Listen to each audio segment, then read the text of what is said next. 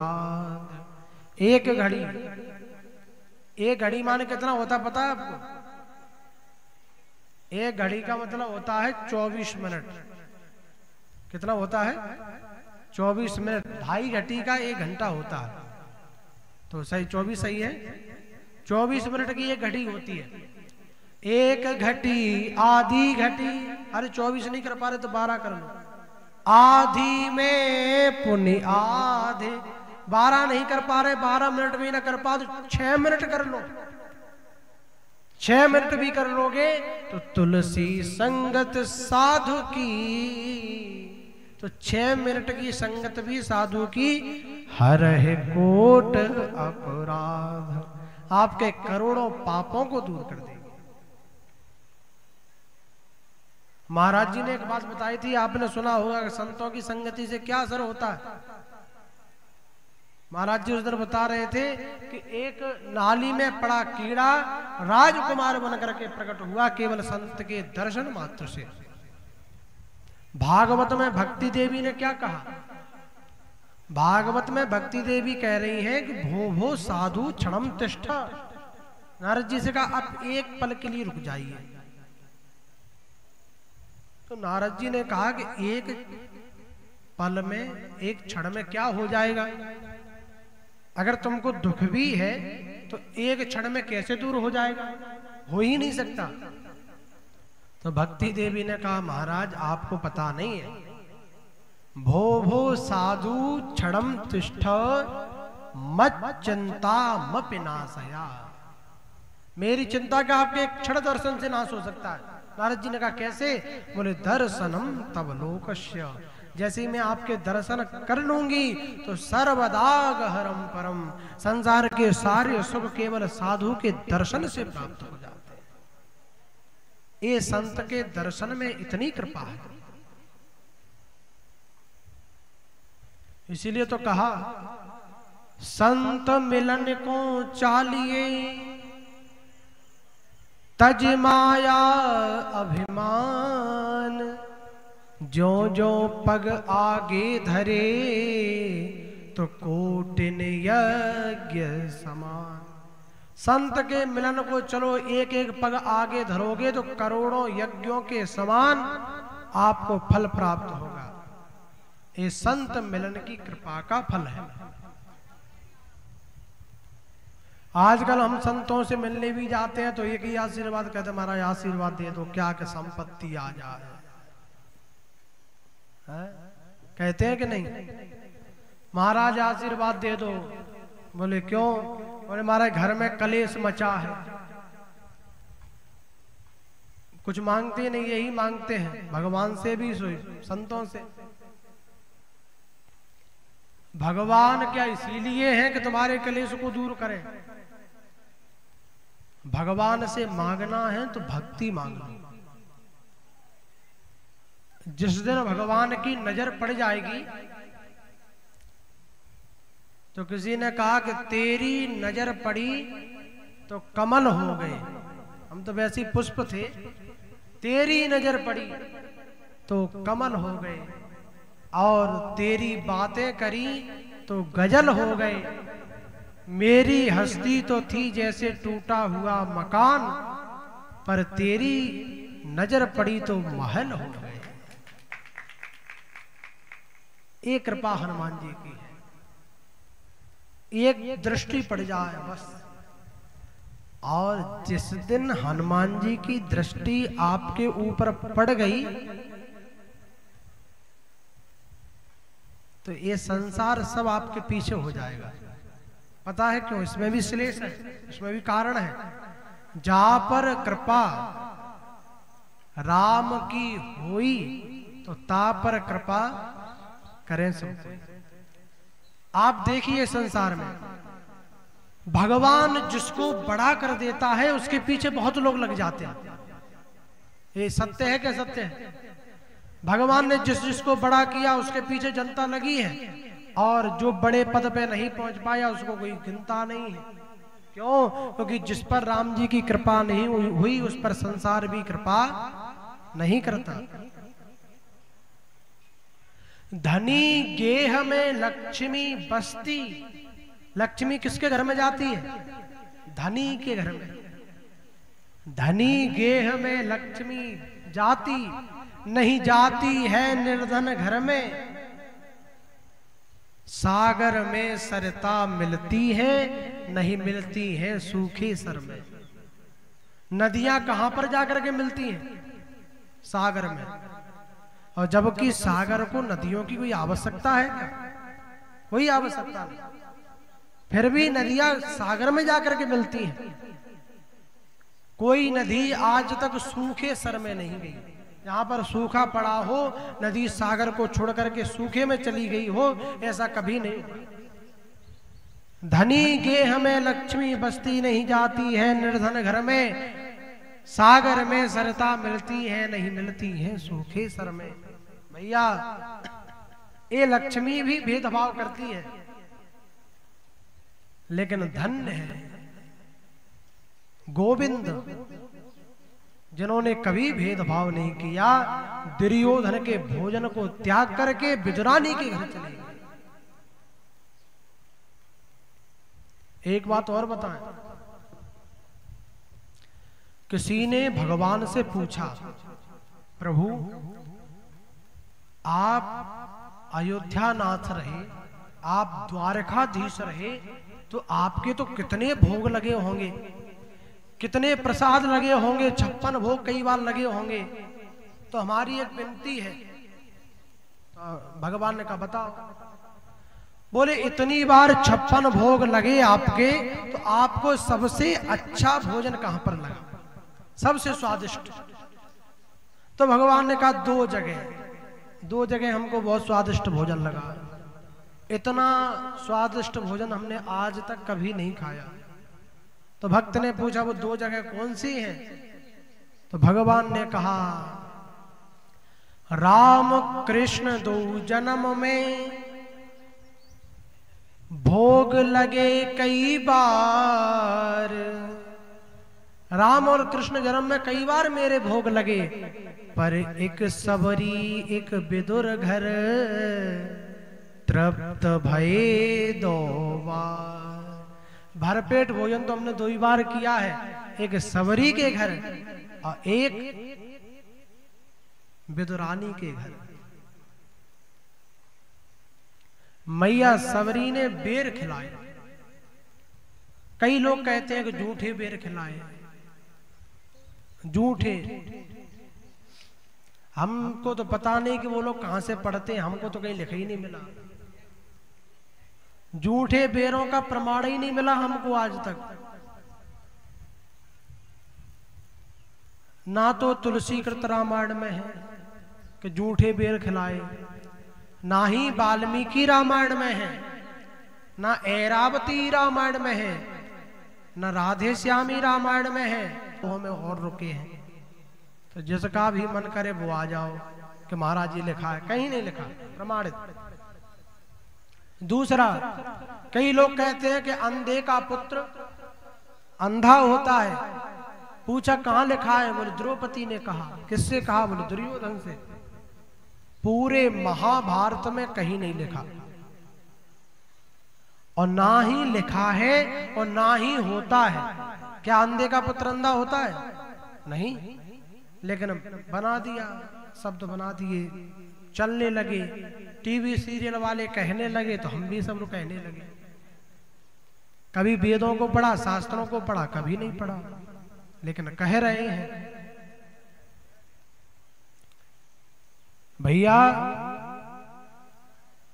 वेद शास्त्र का कभी अध्ययन करिए, कभी देखिए, कभी सुनिए।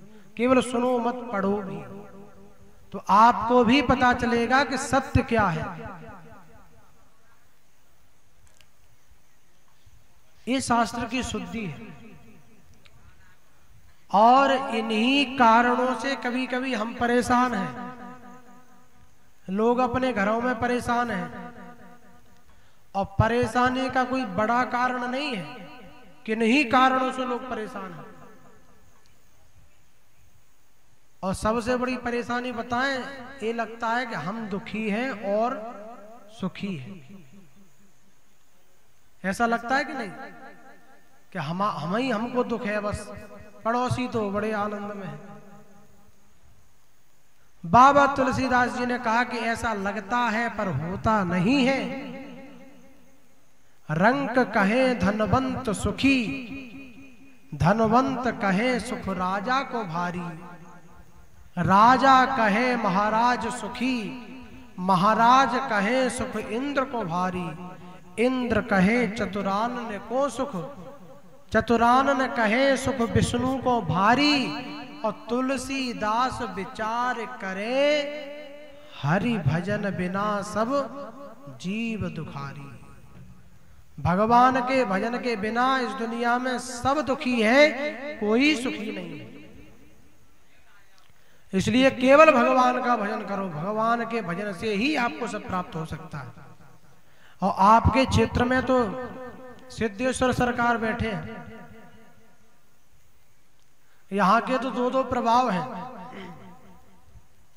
एक तो प्रभाव है कि हनुमान जी से जाकर के कह दो, अर्जी लगा दो, अर्जी लगा करके घर पर राम नाम जपो और तुरंत ही अर्जी स्वीकार। परम पूज्य श्री गोपाल कृष्ण शास्त्री जी महाराज के माध्यम से हनुमान जी सबकी पीड़ा को दूर कर रहे हैं। आप अपने भक्त को लेकर के सबकी पीड़ा को दूर कर रहे हैं, ये हनुमान जी की कृपा है। और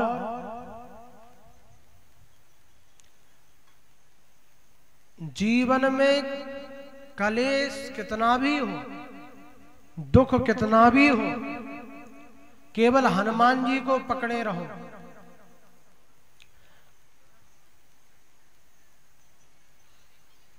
केवल एक चौपाई का पाठ करो बस। अगर आप प्रातः काल में जैसे ही जगो और एक चौपाई बस हनुमान जी को सुना दीजिए। कौन सी? संकट कटे मिटे सब पीरा, जो सुमिरे हनुमत बलबीरा। और इस चौपाई का आप पाठ कर दोगे, सुबह एक बार भी इसको पढ़ लोगे तो आपके जीवन में कभी कोई संकट नहीं आएगा, सारे संकट दूर हो जाएंगे। ये हनुमान जी कृपा है। और एक बात और बताएं, यहाँ तो सिद्धेश्वर हनुमान जी पास में हैं, हनुमान जी यहाँ पर कृपा करते हैं, सुनते हैं। अगर किसी के जीवन में शत्रु परेशान कर रहे हैं, शत्रु बहुत परेशान कर रहे हो, पड़ोसी से दुखी है, हम अच्छा करते हैं वो बुरा कर रहे हैं हमारे साथ में, तो इसके लिए हम एक उपाय बता दे रहे हैं, बिल्कुल ध्यान से सुनो। उस उपाय को कर लेना, जीवन में कभी शत्रु परेशान नहीं करेंगे। क्या करना है? जब जब आपको लगे कि शत्रु परेशान कर रहे हैं तो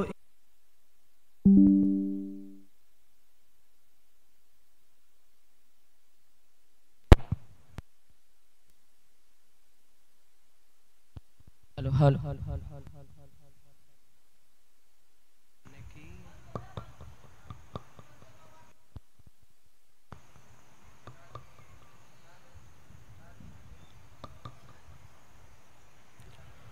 बोले अनंत बलवंत श्री हनुमंत लाल की। भैया शत्रु परेशान कर रहे हो तो क्या करें?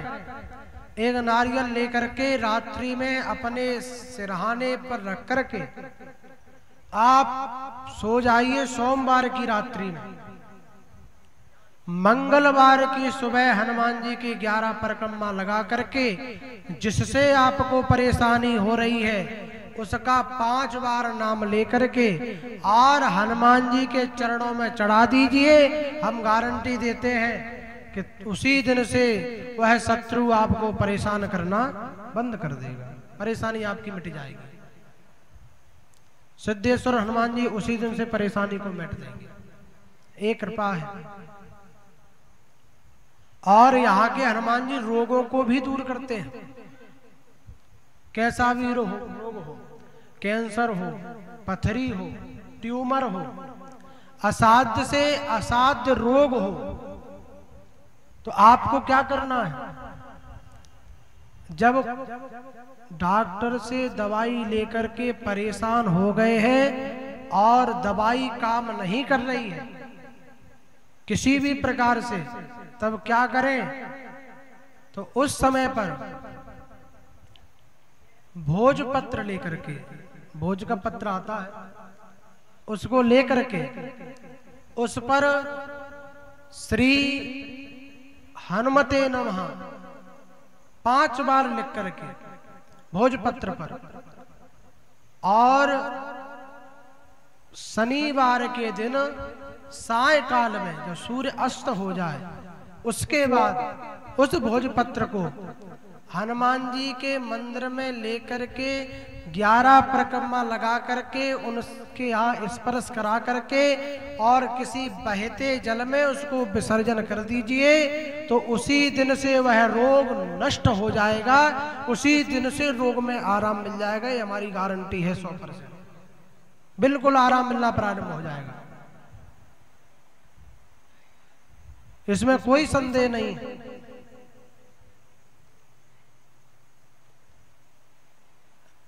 काम की कोई देर नहीं है, कारज की नहीं ढील है, विश्वास की ढील, रघुबर के दरबार में तुलसीदास वकील।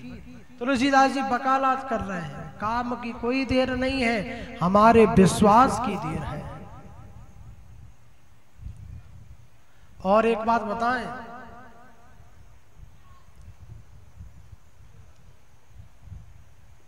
जीवन में सबसे कम समय में कोई फल दे सकता है तो वो हनुमान जी है। क्यों? एक बात बताएं, हनुमान जी किसके अवतार हैं? हनुमान जी शंकर जी के अवतार हैं।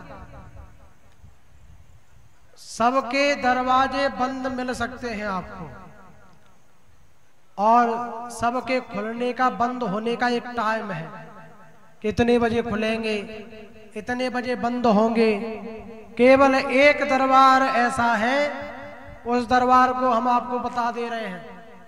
वो दरबार 7 दिन और 24 घंटे काम करता है, और 7 दिन 24 घंटे खुला रहता है।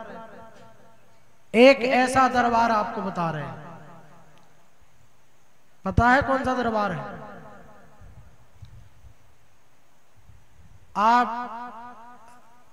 अयोध्या जाइए दर्शन करने, तो टाइम फिक्स है, कितने बजे तक खुलेंगे, इतने बजे तक बंद हो जाएंगे। बांके बिहारी दर्शन करने जाइए तो टाइम फिक्स है बिल्कुल। आप कहीं भी दर्शन करने जाएंगे, भैया पीताम्बरा देवी आज हम दर्शन करने गए, तो वहां का भी टाइम फिक्स है। सब जगह के टाइम फिक्स है। अब इमरजेंसी में किसके पास जाएं? जिस समय पट ही लगे हो उसी समय अगर पहुंच जाए तो क्या करें? इमरजेंसी में किसके पास जाएं?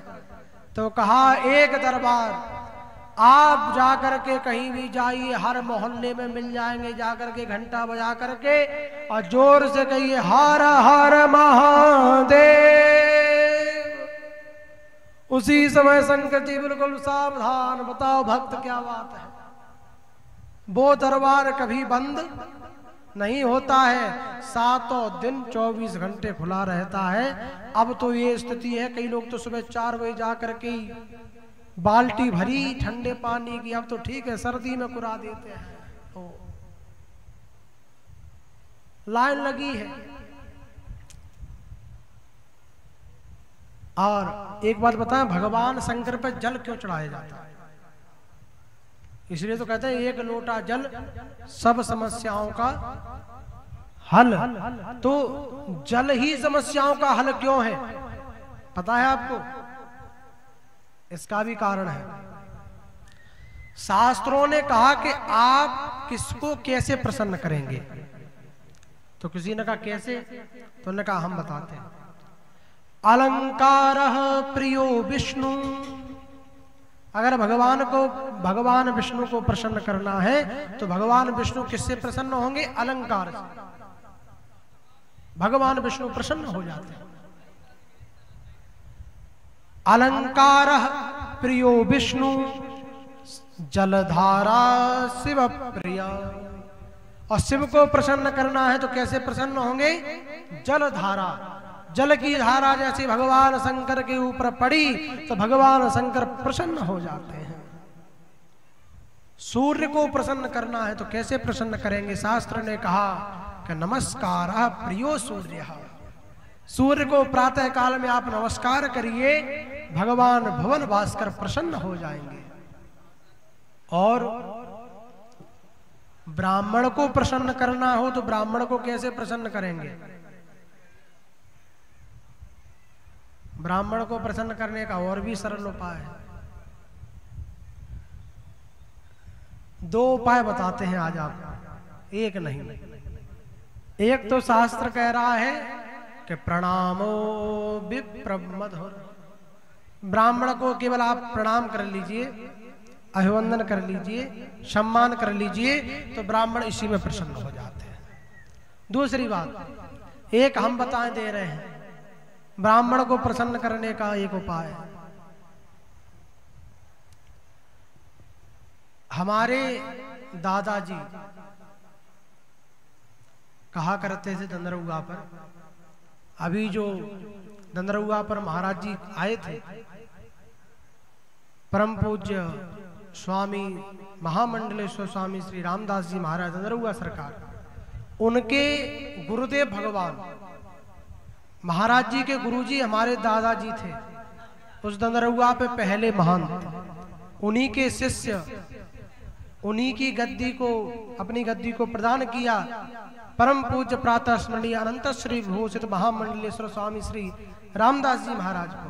वो हमारे दादाजी के शिष्य, हमारे तो गुरुदेव भगवान हैं। तो दादाजी कहा करते थे कि खीर की थारी परोस दही तो जाने परे परमेश्वर ठाड़ो। ब्राह्मणों को तो खीर में ही भगवान दिख जाते हैं। मीठा मिल जाए, अब तो कम खाते हैं लोग, लेकिन पहले मीठा मिल जाए तो उसे भगवान। महंत बाबा ने उन गायों से बड़ा प्रेम था उन्हें बहुत, तो एक सवैया बनाया। बोले गाय जब नहीं रहती तो हमको बड़ा दुख होता है। तो किसी ने पूछा गाय जब रहती है तब, तो उन्होंने एक सवैया बनाया कि जा दिन ते मैंने गाय लई, ता दिन ते दिन चौगुनो चारो, शाम को दूध। एक बात आपको बता, दूध कब पीना चाहिए? शाम के समय। दूध को अगर आप सुबह और दोपहरी में पिएंगे तो नुकसान करेगा, ये प्रमाणित है। शाम को दूध, सवेरे दही, और सुबह क्या पीना चाहिए? दही, और दोपहर पी लो छाछ है गाढ़ो, और दोपहरी में क्या पीना चाहिए? छाछ। पहले लोग बाहर जाते थे तो माताएं दही बना करके देती थी, दही खा करके जाओ। और एक और बात बताएं आपको, 84 लाख योनियों में दूध सबको प्राप्त है, दूध सबको प्राप्त है, दही केवल मनुष्य को प्राप्त है। और योनियों में दही प्राप्त नहीं है, दही नहीं खा सकते लोग और योनियों वाले, केवल मनुष्य योनि में ही दही खा सकते हो। और वो भी आजकल बंद हो गया। माता बहनें आजकल इतनी बिजी हो गई कि दही, दूध से दही कौन करे। तो शाम को दूध, सवेरे दही, और दोपहर पी लो छाछ है गाढ़ो।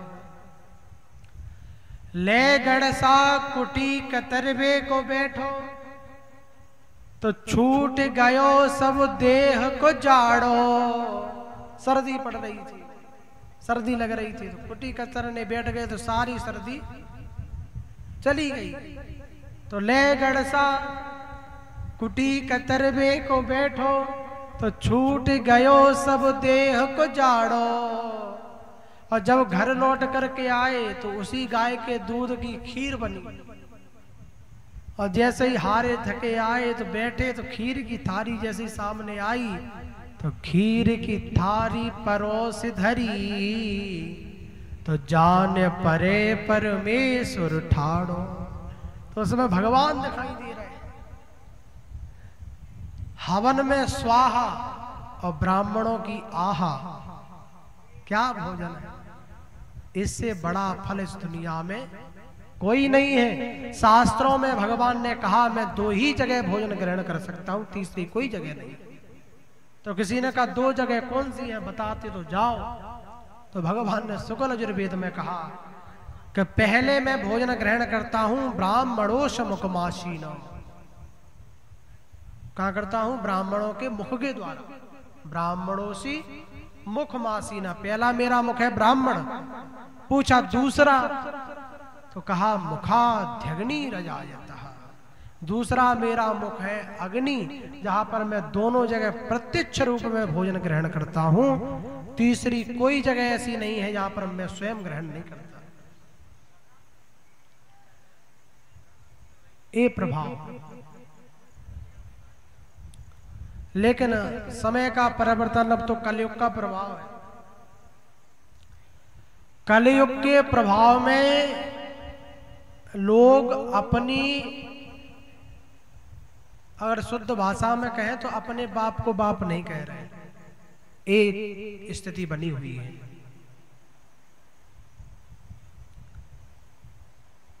इस समय इतनी बुरी स्थिति हो गई है कि धन के लालच में विदेश नौकरी करने जा रहे हैं। साहब कितना भी डांट दें, साहब गाली भी दे दें,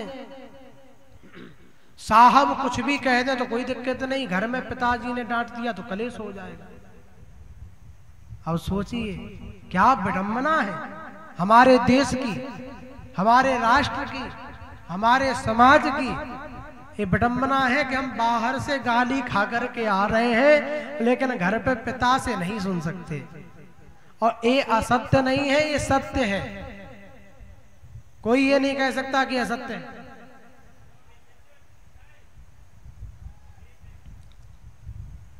अभी कुछ लोगों ने कुछ समय पहले सूचना मिली कि ग्वालियर में धर्म परिवर्तन किया, धर्म बदला। 2500 करीब लोगों ने।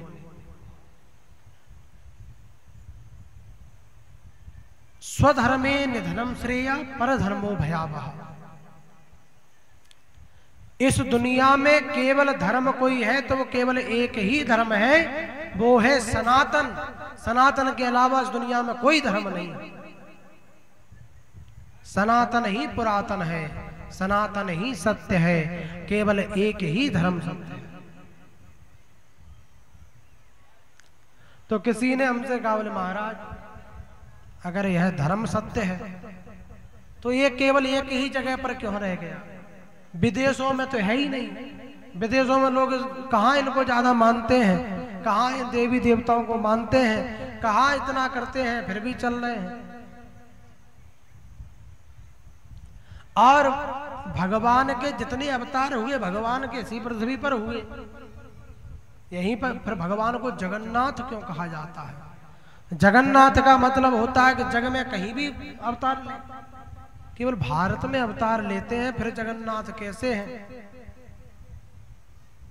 तो भगवान ने कहा पालन पोषण तो मैं सब जगह का करता हूं, लेकिन जन्म तो माता के द्वारा ही होता है। जन्म माता के द्वारा होता है। कोई किसी देश को माता नहीं कहा जाता, केवल भारत को ही माता कहा जाता है। इसलिए सारे अवतार भगवान के इसी भूमि पर हुए, यहीं पर हुए।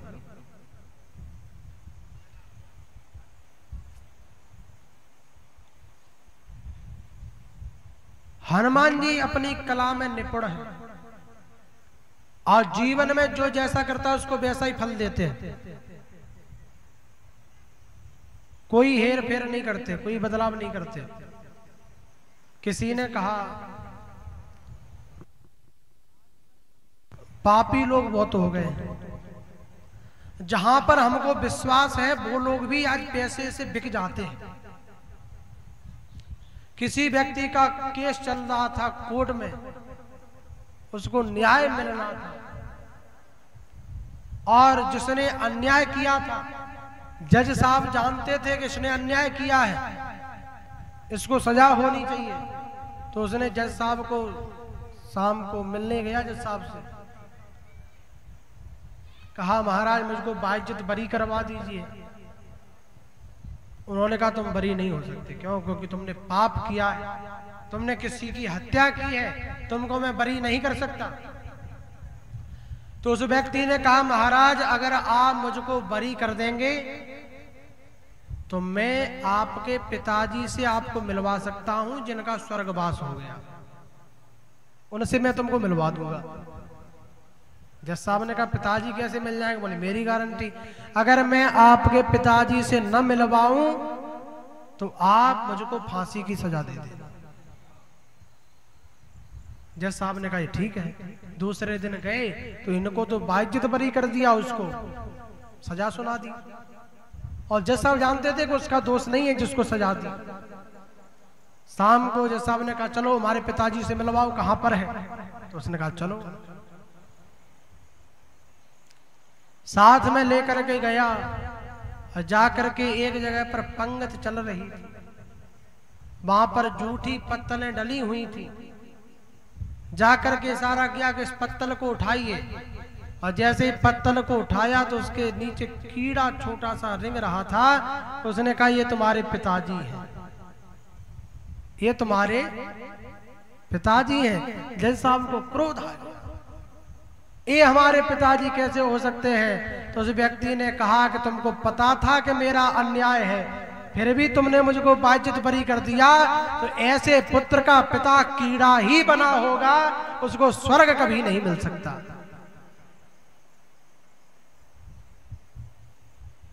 जिसका पुत्र इतने बड़े पद पर बैठा हो और फिर भी अन्याय कर रहा हो, तो उसके पिता कभी स्वर्ग में जा सकते हैं? कभी नहीं।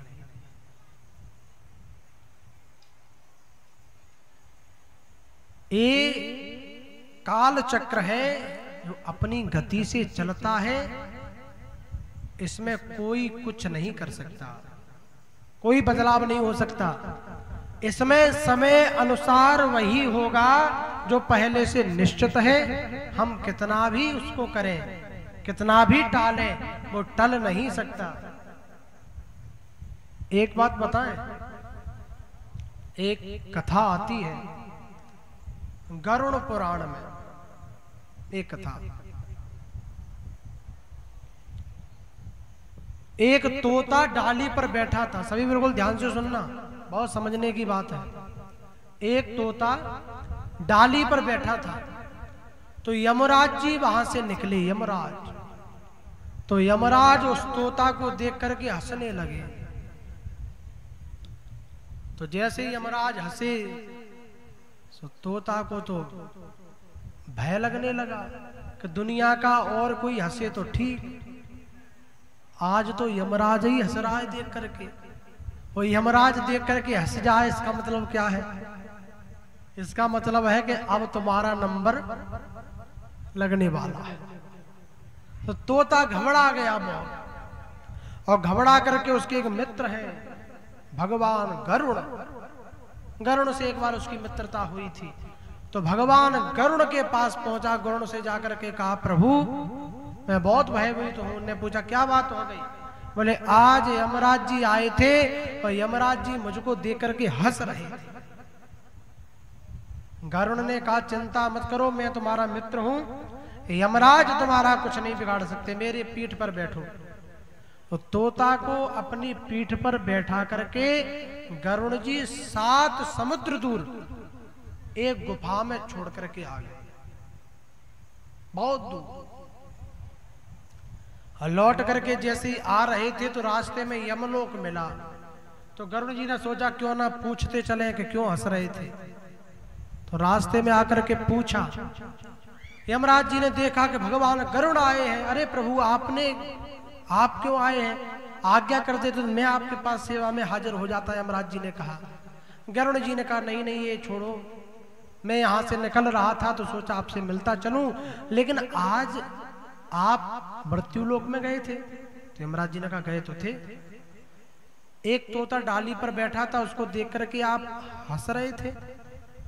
तो यमराज जी ने कहा, हंसे भी थे, क्यों? तो यमराज जी ने कहा, वो तो वैसे ही हंसे थे महाराज। बोले, नहीं नहीं, कुछ तो कारण होगा। यमराज जी ने कहा, महाराज मैं इसलिए हंसा था कि मुझको लगता है कि ब्रह्मा जी से लिखने में गड़बड़ी हो गई। गरुड़ जी ने कहा, ब्रह्मा जी से गड़बड़ी कैसे हो सकती है? तो बोले, ब्रह्मा जी ने लिखा है कि इस तोते की मृत्यु कुछ ही समय बाद 7 समुद्र दूर एक गुफा में होगी, और ये अब कितनी भी जल्दी जाएगा, इतने समय में नहीं पहुंच सकता।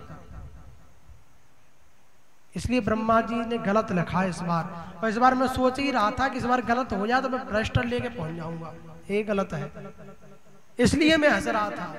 गरुड़ जी ने माथा ठोका, उसको हम ही छोड़ के आए हैं अभी 7 समुद्र दूर गुफा में। यमराज जी ने कहा, जाकर देखो, निपट गए। और जैसे ही लौट करके गए तो वहां पर निपटे मिले, गोविंदाय नमो नमः। इसका तात्पर्य क्या है? शब्द, समय, स्थिति, लक्षणा, जिस प्रकार, जहां पर, जिस समय पर, जिस स्थिति में, जहां जैसा लिखा होगा वहां वैसा ही होगा, उसमें कोई फेर बदल नहीं हो सकता। एक बात और बताएं, आपके शरीर के द्वारा कोई पाप हुआ, शरीर के द्वारा, वो मिट नहीं सकता। इस दुनिया में ऐसा कोई नहीं है जो उसको मिट दे। तो कई लोग चौपाई सुनाने लगते हैं। एक बात तो हमारे यही दादाजी आ गए, हम कथा कह रहे थे झांसी के पास में, तो हमने कहा कि इस संसार में कोई भी नहीं मिट सकता। तो वो आ गए हमारे पास, बोले, महाराज कैसी बातें कर रहे हो, भावई मिट सके त्रिपुरारी। रामचरितमानस में कहा कि भगवान शंकर मिट सकते हैं। तो हमने कहा, महाराज पूरी तो पढ़ लिया करो, ये भी देख लिया करो कि किसके लिए कह रहे हैं, कहां पर कह रहे हैं। एक चौपाई का अर्थ व्यक्ति सब जगह लगा देता है। वो माता पार्वती के लिए कहा कि इनके जीवन में संकट है और इनके संकट को केवल त्रिपुरारी हर सकते हैं, क्योंकि इनका संकट किससे जुड़ा हुआ है? भगवान शंकर से। ये विवाह करना चाहती हैं, वो नहीं करना चाहते अभी, तो इनका संकट है विवाह, उनको वर रूप में वर्ण करना। तो ये अगर उनकी तपस्या करेंगी तो प्रसन्न होकर के इनके वर को पूर्ण कर सकते हैं। जो तप करे है कुमार तुम्हारी, तो भावई मेट सके त्रिपुरारी, उनके लिए कहा। कई लोग कहते हैं कि महाराज होए हैं वही जो राम रच राखा, तो को कर तरक बढ़ावे शाखा। इस दुनिया में वही होना है जो राम जी चाहते हैं, तो फिर हम क्या कुछ करें क्यों? जब राम जी के करने से ही होगा। लगा कहते हैं कि नहीं कहते लोग, सत्य है। उनसे कभी पूछना, अब कोई कहे तो पूछना, सुनो ध्यान से। उनसे कहना, भैया एक बात बताओ, ये किसने कही थी, कहां पर कही थी, ये चौपाई किसके लिए कही थी और किस कारण से कही थी? इन 4 चीजों को सोच करके तब उसका अर्थ किया जा सकता है। एक जगह क्या हुआ, किसी केस चल रहा, केस, तो किसी व्यक्ति ने कहा कि एक काम करो, अगर दरोगा साहब चाहेंगे तो ये केस मिट सकता है। क्या कहा कि दरोगा साहब चाहेंगे तो केस मिट जाएगा। तो उसने सुन लिया कि बोले एक व्यक्ति सुन रहा था, उसने कहा ये ठीक है, कोई भी केस हो, अब पता चल गया कि दरोगा साहब चाहेंगे तो मिट जाएगा। एक जगह विवाद हुआ और किसी ने मुख्यमंत्री को टारगेट किया विवाद में। अब वो व्यक्ति फंस गया, मुख्यमंत्री को टारगेट कर दिया। तो वो व्यक्ति वहां पर खड़ा था, उसने कहा चिंता मत करो, दरोगा साहब चाहेंगे तो सब सही हो जाएगा। तो क्या दरोगा के चाहने से मुख्यमंत्री का केस मिट सकता है? कभी नहीं। इसी प्रकार कौन सी बात कहां पर कही गई है? होया है वही जो राम रच राखा। राम जी जो चाहते हैं वही होगा। होगा कहां पर, कहां के लिए कहा? भगवान शंकर जब कथा श्रवण करने के लिए कुंभज ऋषि के पास में गए, एक बार त्रेता युग माही शंभु गए कुंभज ऋषि पाही। अकेले नहीं गए, संग सती जग जननी भवानी। एक बात बताइए, अब रामचरितमानस में तो जितना अंदर जाते जाओगे उतना ही भरी पड़ी है। इस चौपाई में भी बड़ा श्लेष है। संग सती जग जननी और भवानी। सती कह देते तो भी वही बात थी, जग जननी कह देते तो भी वही बात थी, और भवानी कह देते तो भी वही बात थी। तो एक ही देवी का नाम 3 बार एक चौपाई में क्यों लिया? आपको पता है क्यों? क्योंकि यहां पर गोस्वामी तुलसीदास जी महाराज ने समझाया कि स्त्री का जीवन तब पूर्ण माना जाता है जब वह 3 अवस्थाओं से होकर के निकले। 3 कौन कौन सी? पहली सती, संग सती। सती कौन है? बोले महाराज दक्ष की पुत्री है, इसलिए पहली अवस्था। जग जननी, वो संसार की माता है, दूसरी अवस्था। और भवानी भगवान शंकर की पत्नी है, तीसरी अवस्था। इन 3 अवस्थाओं पर होकर निकलने पर स्त्री का जीवन पूर्ण माना जाता है। संग सती जग जननी भवानी। पूजे ऋषि अखिलेश्वर जानी। भगवान शंकर का पूजन किया, कथा सुनी, लेकिन मैया सती ने कथा को नहीं सुना, बिल्कुल नहीं सुना। भगवान शंकर ने कथा को सुनी, केवल कहत सुनत रघुपति गुण गाथा, कछु दिन तहां रहे गिरनाथा। एक बात बताएं, भगवान की कथा मन से न सुनना बहुत बड़ा पाप है। यही पाप हमसे कहीं ना कहीं अन्याय कराता। इसको सुनिए ध्यान से आप। मैया सती ने कथा को नहीं सुना, भगवान शंकर ने सुना। और जब वहां से चले भवन संग दक्ष कुमारी। इधर से सती कहा, जगजननी कहा, भवानी कहा, और उधर से सब श्लेष खत्म कर दिए, केवल एक नाम लिया, दक्ष कुमारी। भगवान शंकर ने कहा कि अब ये मेरी पत्नी के योग्य नहीं। क्यों? क्योंकि जिनको भगवान की कथा अच्छी नहीं लगती, जिनके भगवान की कथा में जिनका मन नहीं लगता, वो मेरे या फिर मेरे भक्त कभी नहीं हो सकते। वो मेरे कभी भक्त नहीं हो सकते। दक्ष कुमारी को साथ में लेकर के लौटे, और इसी समय जन रंजन भंजन मय भारा, हरि रघुवंश लीन अवतारा। इसी समय भगवान ने रघुवंश में अवतार ले लिया और लीला कर रहे हैं भगवान। कहां पर? हे खग हे मृग मधुकर श्रेणी, और तुम देखी सीता मृग नैनी। रो रहे हैं। भगवान शंकर ने ऊपर जैसे ही देखा कि राम जी रो रहे हैं, और दोनों हाथ जोड़ करके प्रणाम किया। प्रभु के जीवन की जय जयकार हो, जय हो सच्चिदानंद भगवान, आप धन्य हैं, आपकी लीला धन्य है। भगवान शंकर ने जैसे ही प्रणाम किया तो मैया सती चौंक गई। देवादिदेव महादेव किसी मानव को, वो भी वनवास में घूम रहा है, वो भी अपनी स्त्री के लिए रो रहा है, ऐसे व्यक्ति को प्रणाम कर रहे हैं देवादिदेव। मैया सती ने भगवान शंकर से पूछा कि कौन है? भगवान ने कहा कि आप नहीं जानती क्या? तो मैया सती ने कहा नहीं, मैं नहीं जानती कौन है। भगवान शंकर ने सीधे शब्दों में बताया कि यह वो है जिनकी कथा सुन करके अभी हम आए हैं, जिनकी अभी हम कथा सुन के आए हैं, ये वो ही है। मैया सती ने कहा कि आपके अनुसार ये भगवान है, ये भगवान है। तो भगवान ने कहा हमारे अनुसार नहीं है, ये भगवान ही है। मैया सती ने कहा ये भगवान है, तो इनको पता होगा कि इनकी पत्नी कहाँ है, पता होगा कि नहीं? और अगर इनको नहीं पता है कि इनकी पत्नी कहाँ है तो उसका मतलब भगवान नहीं है। और अगर इनको पता है कि इनकी पत्नी कहाँ है तो जाते क्यों नहीं है, फिर रो क्यों रहे हैं? इसका मतलब ये भगवान नहीं।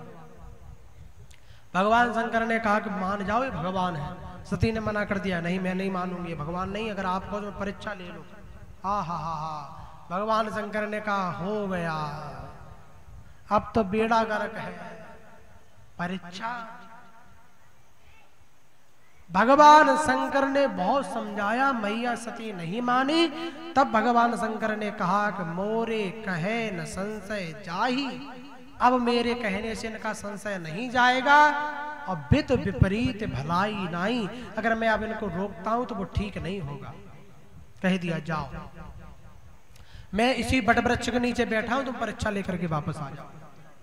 बड़ी विस्तृत कथा है। परीक्षा लेने के लिए गई, परीक्षा भी ली तो किस रूप में? माता जानकी का रूप बनाया।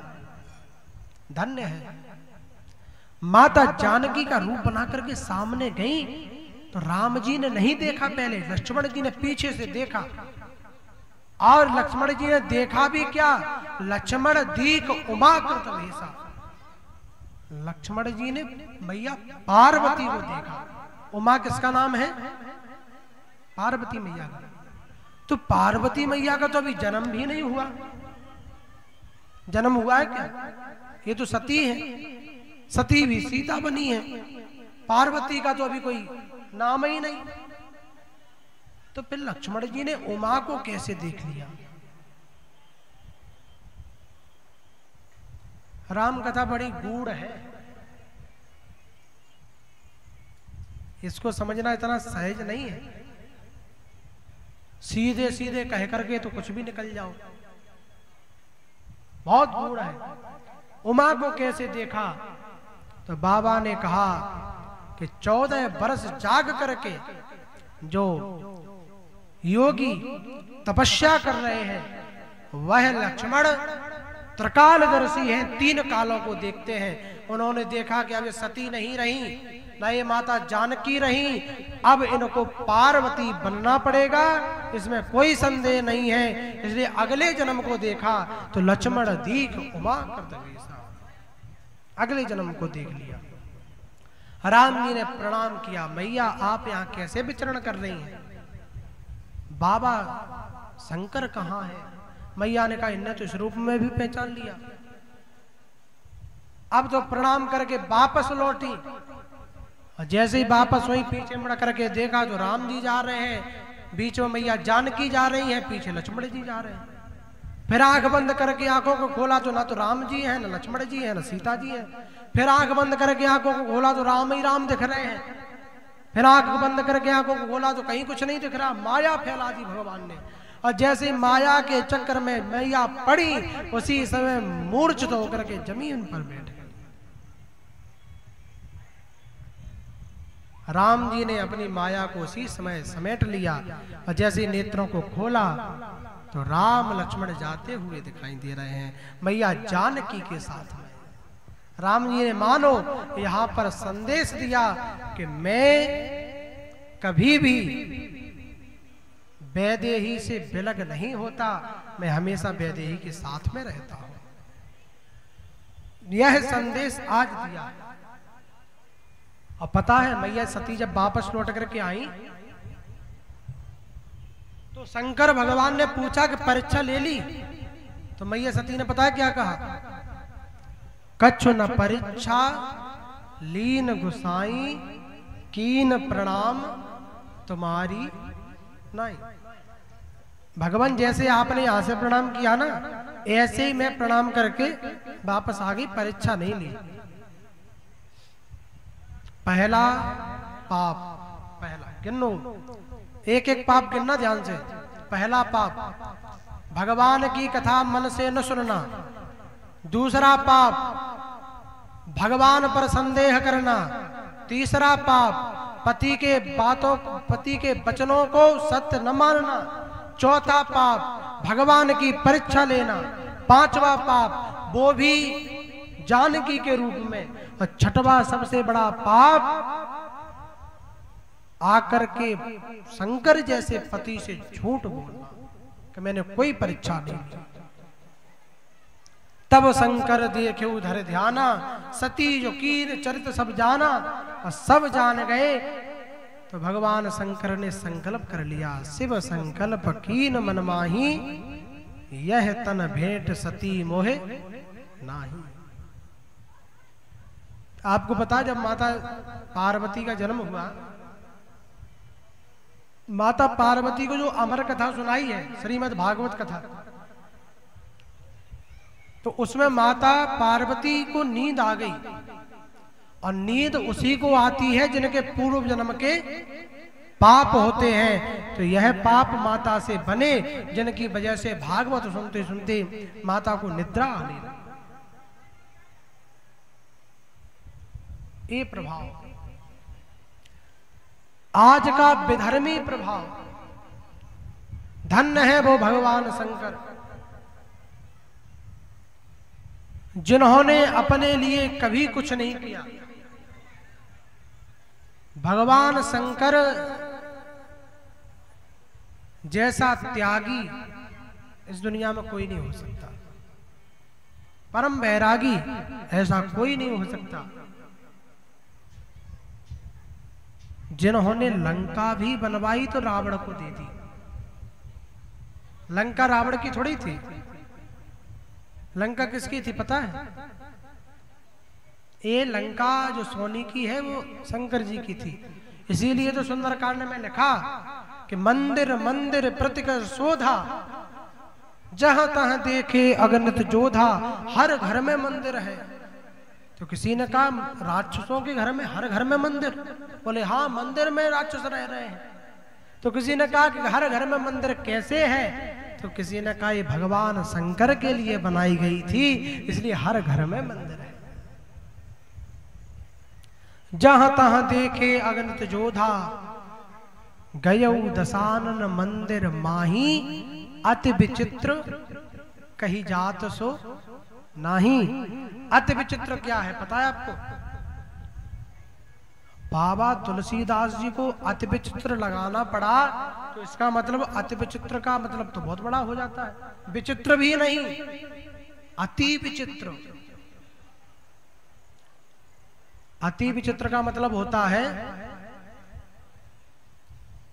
कि जिसमें ऐसा कुछ देखा कि जिसको देख करके हनुमान जी आश्चर्यचकित हो गए।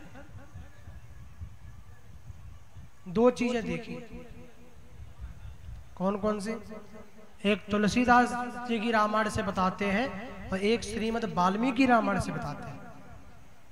तुलसीदास जी की रामायण में देखा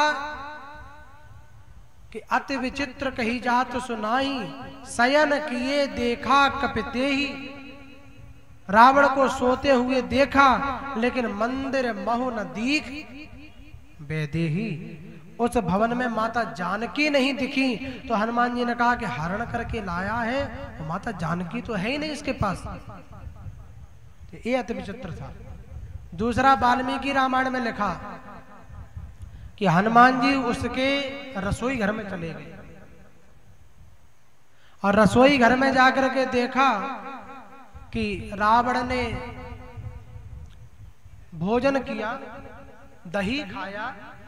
तो समझ लेना कि इसके विनाश का समय, इसकी मृत्यु का समय नजदीक आ गया है। अब ब्रह्मा जी भी इसकी मृत्यु को नहीं रोक सकते। इसलिए कभी दही को जूठा नहीं छोड़ना चाहिए।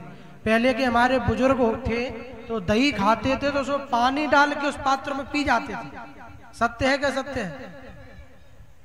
आप लोग बैठे हैं, सही है ना? तो पानी डाल के पी जाते थे। क्यों? क्योंकि दही अगर जूठा छोड़ दिया तो काल नजदीक आ जाएगा। तो दो विचित्र बातें देखी हनुमान जी ने। एक तो माता वैद्य ही नहीं है, एक दही जूठा है, तो समझ गए अब रावण का। तो माता वैद्य ही नहीं है, एक दही जूठा है, तो समझ गए अब रावण का पतन होना। और संत लोग जब जब जिसका साथ देते हैं तब तब उसके जीवन में कभी परेशानी नहीं आती। जब तक रावण के यहाँ पर विभीषण रहे तो रावण सुरक्षित रहा, दुर्योधन के यहाँ पर विदुर जी रहे तो दुर्योधन सुरक्षित रहे, और महाराज कंस के यहाँ पर अक्रूर जी जब तक मन से साथ देते रहे तब तक कोई समस्या नहीं आई। और असकह चला विभीषण जब ही तो आयुहीन भय सब, आयुहीन हो गए। ये संत कृपा है, ये भगवंत कृपा है। और आजकल तो विधर्मियों की कहे। एक बार क्या हुआ, सत्य घटना बता रहे हैं आपको, बिल्कुल सत्य। किसी व्यक्ति का कोर्ट में केस चल रहा था, कोर्ट में तो 6 साल हो गए केस के चलते चलते। आज वह समय आया जब केस फाइनल हो गया, और बहुत सीधा व्यक्ति था, वो केस जीत गया, उसकी गलती भी नहीं थी, उसमें जीत गया। वो रोने लगा तो सबने पूछा रो क्यों रहे हो? उसने कहा मेरी इच्छा है कि मैं एक बार जज साहब से मिलना चाहता हूं, मैं जज साहब से मिलना चाहता हूं, मेरी इच्छा है। तो किसी ने जाके जज से कहा कि सर वो बहुत भावुक हो रहा है, आपने उसको शायद जिता दिया है, इसलिए वो भावुक है, इसलिए आप एक बार उससे मिल लीजिए। तो जज साहब ने कहा ठीक है बुलाओ। तो उस व्यक्ति को बुलाया गया जिसका 6 साल से केस चल रहा था, आज वह जीता। और जैसे ही वो आया जज साहब के ऑफिस में प्रणाम किया, बोले हुजूर आपने बड़ी कृपा कर दी कि मुझको जिता दिया, और मैं आपके लिए क्या कहूं, भगवान से क्या प्रार्थना करूं? मैं तो केवल आपके लिए एक ही प्रार्थना करूंगा कि भगवान करे तो आप बहुत जल्दी दरोगा बन जाओ। कौन बन जाओ? दरोगा। तो किसी बगल वाले ने टोहनी मारी, बोल पागल है क्या, ये मजिस्ट्रेट है, ये मजिस्ट्रेट है, तुम दरोगा बनने की कह रहे हो, और कह रहे हो कि भगवान से प्रार्थना करेंगे। तो उसने कहा हुजूर माई बाप मैं इतना नहीं जानता, लेकिन जब मेरा केस चालू हुआ तो दरोगा साहब ने कहा था कि 5000 रुपए दे दो तो यही केस को रफा दफा कर देंगे। जिस केस को जीतने में आपने 6 साल लगा दिए, उस केस को दरोगा साहब 5 मिनट में निपटा रहे थे, तो हमको लगा कि वो शायद आपसे बड़े होते होंगे। ये आज का समय है, ये है, और इसमें असत्य नहीं है, एक घटना भी सत्य है और उसकी बात भी सत्य है। ऐसा होता है कि नहीं होता? जो कमजोर लोग हैं उनको तो डंडे के बल पे थाने भर दिया जाता है, और बड़े बड़े लोग कितने भी बड़े बड़े पाप करके बेधर्मी लोग इस समाज में खुले घूम रहे हैं, सरकारें उनका कुछ नहीं कर रही, शासन उनका कुछ नहीं कर रहा। बेधर्मियों को कोई कुछ नहीं कहता, अधर्मियों को कोई कुछ नहीं कहता, लेकिन जो सतमार्ग पर चल रहे हैं, जो किसी को कष्ट नहीं पहुंचाना चाहते, उनको पग पग पर कष्ट है, जगह जगह पर कष्ट है।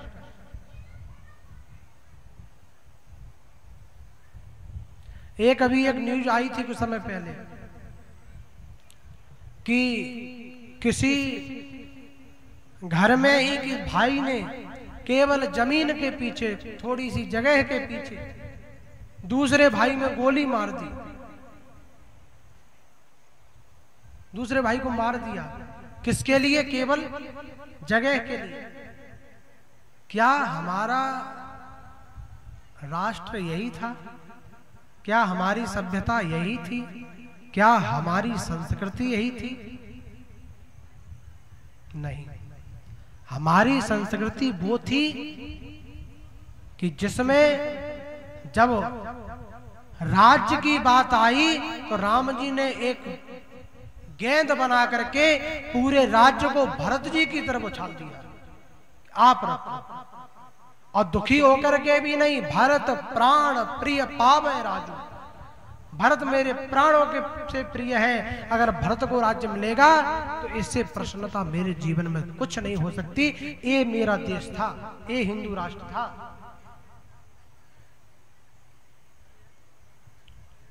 क्या हम अब कर सकते हैं? भाइयों में आजकल हम पड़ोसी से बना करके चल सकते हैं और अपने भाइयों से नहीं बना सकते। सबसे बड़ा शत्रु आज कलयुग में कोई है तो घर में भाई ही है। एक दूसरे के शत्रु बने बैठे।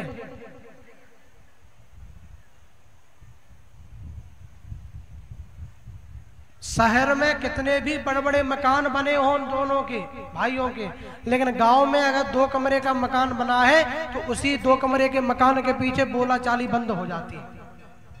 और जबकि शहर में सब संपत्ति है, सब कोई दिक्कत नहीं दोनों के पास।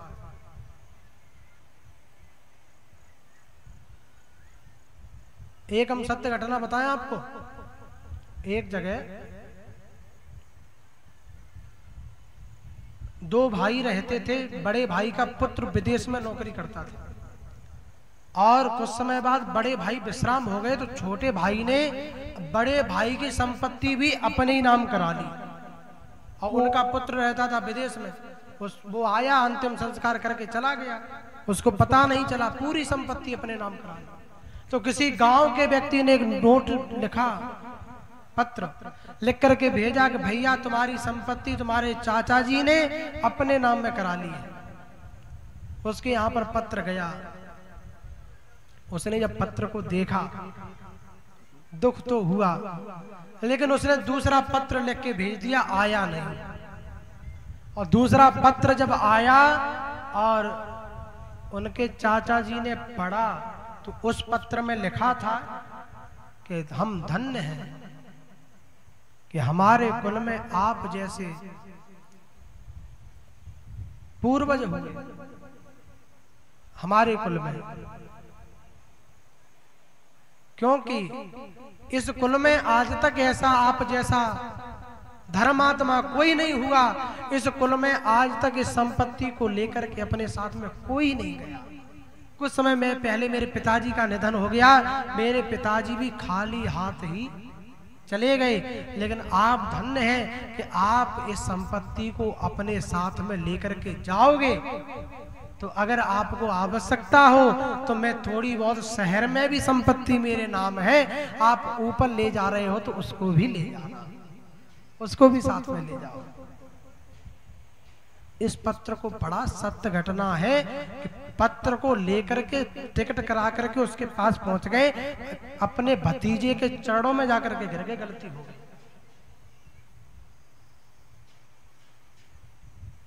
ये माया न आज तक किसी की हुई है और न ये कभी किसी की होगी। हम पैसा पैसा तो खूब रटते हैं, कभी भगवान को भजा। और भगवान की पत्नी है माता लक्ष्मी, जब भगवान नहीं आएंगे तो पत्नी को पहुंचा देंगे अकेली को। हा? माया माया सब भजे और माधव भजे न कोई, जो कदापि माधव भजे तो माया तेरी हो। जब आप माधव को भजना प्रारंभ कर दोगे उसी समय माया आपकी हो जाएगी, इसमें कोई श्लेष नहीं।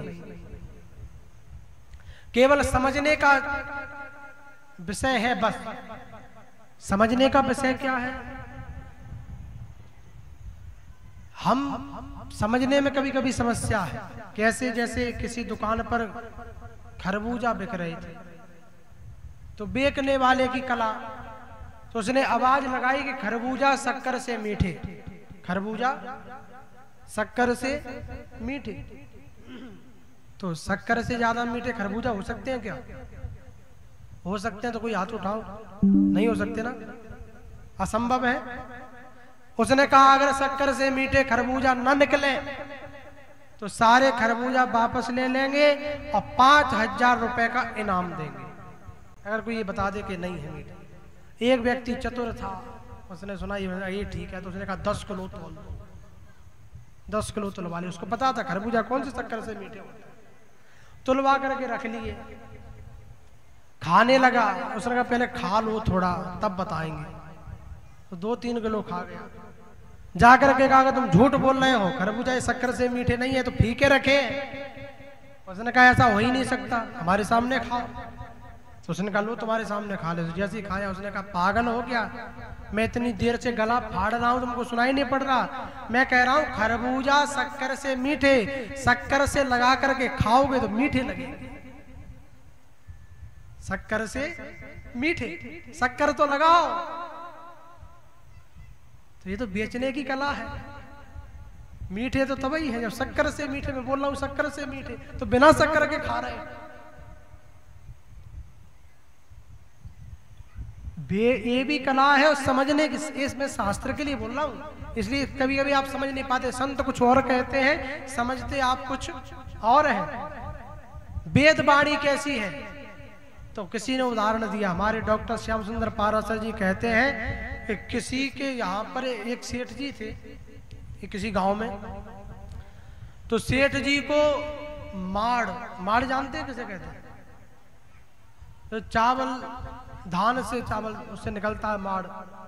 हमने तो देखा नहीं लेकिन होता है, सुना है। तो माड़ पीने की आदत थी सेठ जी को, बहुत पैसे वाले। एक बार क्या हुआ, उनके कुछ अतिथि आ गए, विशेष लोग, चीफ गेस्ट। तो वो अपने मेहमानों के साथ हम बैठे थे, तब तक माड़ निकल गया। तो उनकी धर्मपत्नी ने अपने बच्चे से कहा कि पिताजी से जाकर के कह दो कि माड़ पी ले। तो बच्चे ने मन में सोचा कि पिताजी से इतने बड़े बड़े लोग बैठे हैं, उनके सामने कहेंगे कि माड़ पी लो तो अच्छा लगेगा क्या है? कितना बुरा लगेगा। लोग क्या सोचेंगे कि इतने बड़े सेठ जी माड़ पीते। तो पुत्र ने सोचा कि कुछ युक्ति अपनानी चाहिए, बात भी बन जाए, पिताजी को भी पता चल जाए और उन लोगों को पता भी ना चले।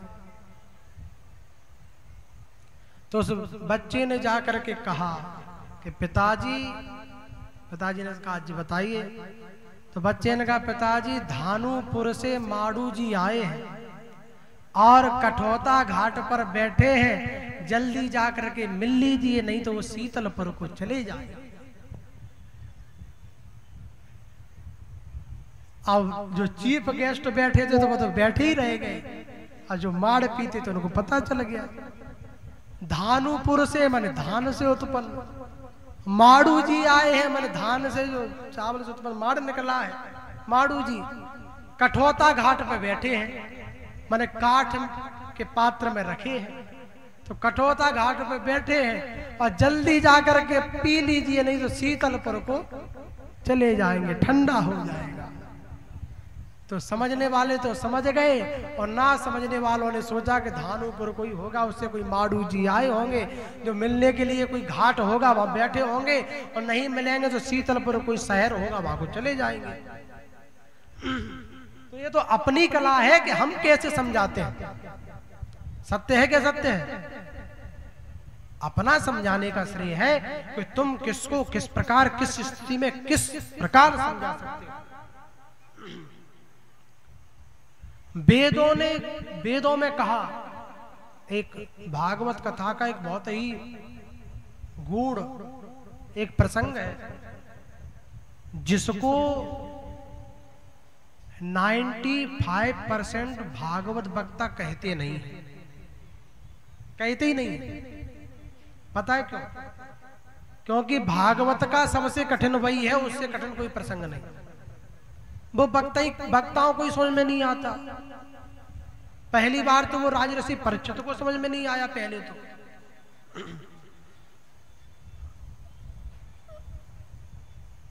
कहो तो आपको समझा दे। 2 अध्याय में, बहुत कठिन। इसको समझ लिया तो समझ लो आपने पूरी भागवत को समझ लिया, पूरी भागवत, केवल 2 अध्याय में। सबसे कठिन, इससे कठिन कुछ नहीं है, जिसका नाम है पुरंजनो उपाख्यान। जिस समय महाराज प्राचीन बरही यज्ञ पर यज्ञ करते जा रहे थे, ये हम बता रहे हैं कि अपने शास्त्र क्या है, शास्त्रों के बारे में सुनो।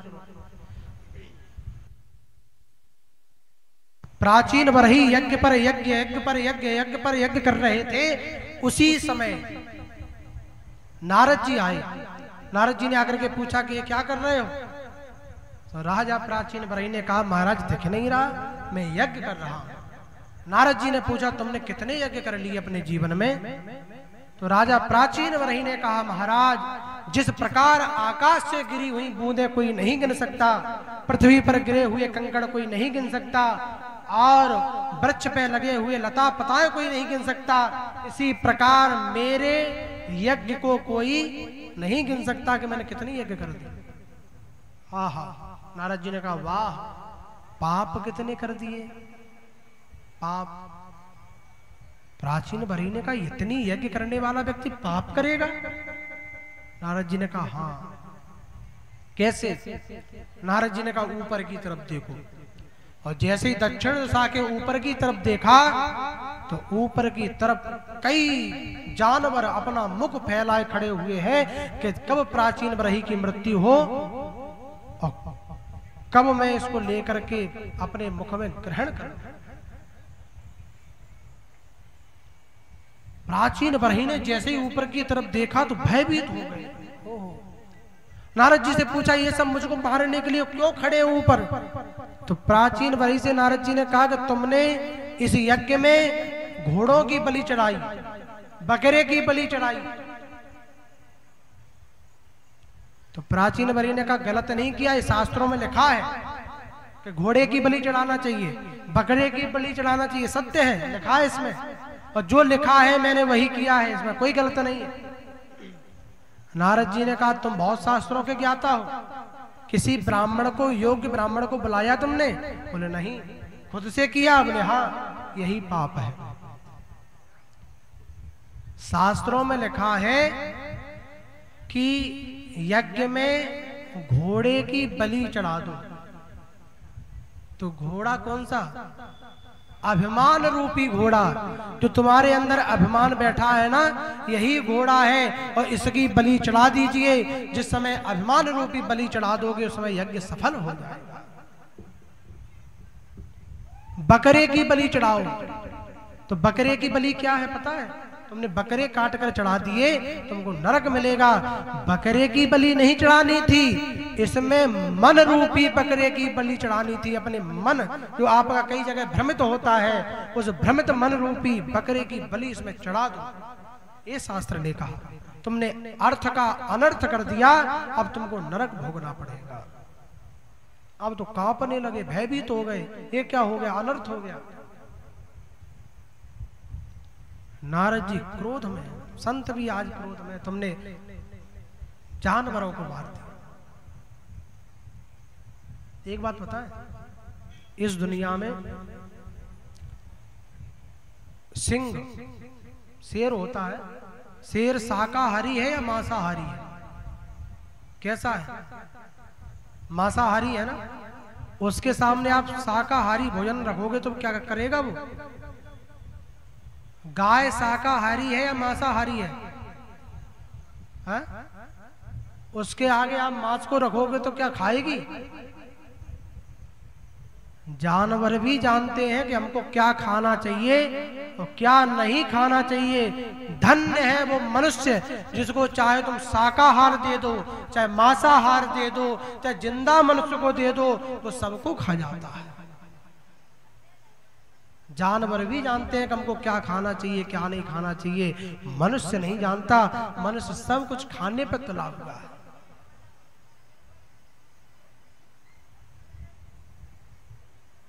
भैया क्या कहे, आजकल कई मंदिरों पे बलि प्रथा चल रही। ये बलि प्रथा मैं आज मंच से कह रहा हूं, केवल इसी कारण से चालू हुई कि शास्त्रों के अर्थ को अनर्थ कर दिया। शास्त्रों में कभी किसी की बलि का आदेश नहीं दिया। जिन मंदिरों पर बलि चढ़ती है वो बलि प्रथा सही नहीं है। शास्त्रों को पढ़िए, उसको सुनिए, मनन करिए, कहीं पर बलि प्रथा नहीं हमारे शास्त्रों में, ये गलत है। शास्त्रों ने अभिमान रूपी बलि की कहा, शास्त्रों ने अपने बुरे मन रूपी बलि की कहा, शास्त्रों ने किसी जीव हत्या के लिए नहीं कहा। अगर शास्त्र जीव हत्या के लिए कहते तो जड़ भरत जी महाराज की जब बलि चढ़ाना चाहते थे राक्षस, उस समय मां भद्रकाली प्रकट हो गई कि अरे तुम जीव की बलि क्यों चढ़ा रहे।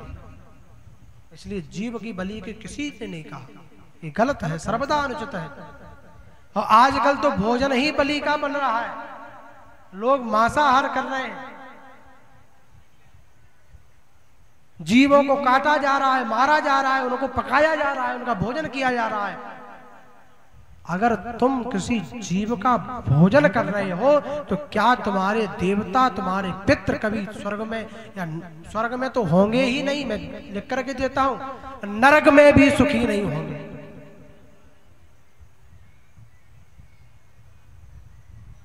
और इसी के चलते पितृ दोष लगता है, जब पितृ दुखी होते हैं, पितृ को प्रताड़ना मिलती है तो पितृ दोष लगता है।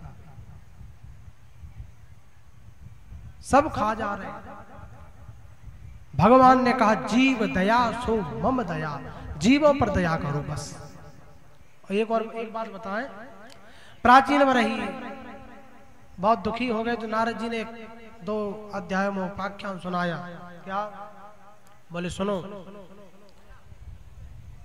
मैं एक कहानी सुनाता हूं तुमको। नारद जी ने कहा 2 मित्र थे, पुरंजन और अभिज्ञात। पुरंजन के मन में आया कि मैं बाजार घूमना चाहता हूं, तो अभिज्ञात ने मना किया, कहीं मत जाओ, भटक जाओगे, भूल जाओगे, बहुत बड़ा बाजार है और तुम लौट के नहीं आ पाओगे। तो पुरंजन ने कहा कि मैं लौट करके नहीं आ पाऊंगा, कैसी बात करते हो, मैं जाऊंगा और तुमको नहीं भूलूंगा, मैं लौट करके आ जाऊंगा। तो अभिज्ञात ने कहा ठीक है, लेकिन लौट के आ जाना। बोले हाँ। चला गया। पुरंजन 84 लाख बाजारों में घूमा। कितने बाजारों में घूमा? एक भी बाजार जिसको अच्छा नहीं लगा, इसको केवल एक बाजार अच्छा लगा, 9 द्वारी का, जिसमें 9 दरवाजे हैं और जिसके मुख्य द्वार पर ऐसे फाटक लगे हैं जो अपने आप खुल जाते हैं और अपने आप बंद हो जाते हैं, जिसके फाटकों के नीचे झड़ी लगी हुई है सुंदर। ऐसा एक महल, ऐसा एक शहर किसी ने देखा तो प्रसन्न हो गया, वाह ये अच्छा है, और उसी में प्रवेश कर गया। और इसने अंदर जाकर के देखा तो एक युवती, जिसके साथ में 10 सेना, 5 रक्षक और 1 सेनापति जिसके साथ में, बहुत सुंदर युवती है। और इस पुरंजन ने जब उस युवती को देखा